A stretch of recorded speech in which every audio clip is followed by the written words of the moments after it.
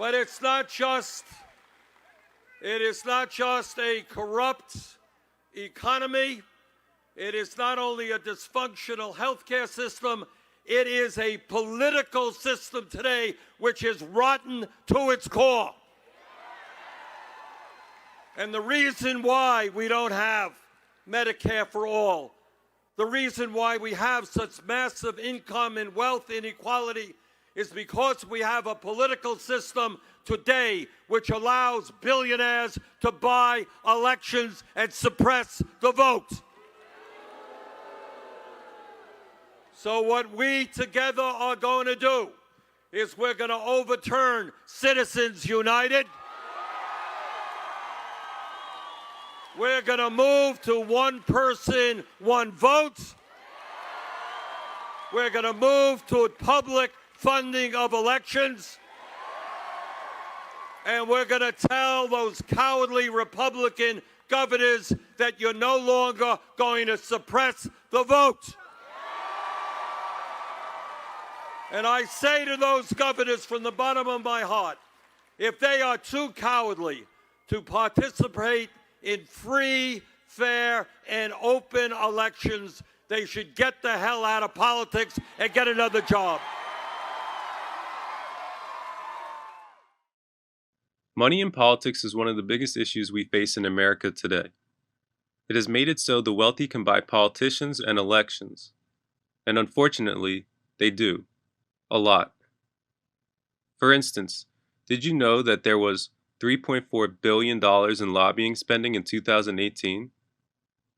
The wealthy try to buy influence with their money, and far too often, they are successful. In fact, we learned from a Princeton study that the desires of average Americans have virtually no impact on whether or not a policy is enacted. Meanwhile, we learned that the desires of the wealthy do have a direct impact on whether or not a policy is enacted. To exemplify, according to the study, ideally, if 0% of people wanted a policy to be enacted, it'd have a 0% chance of getting enacted.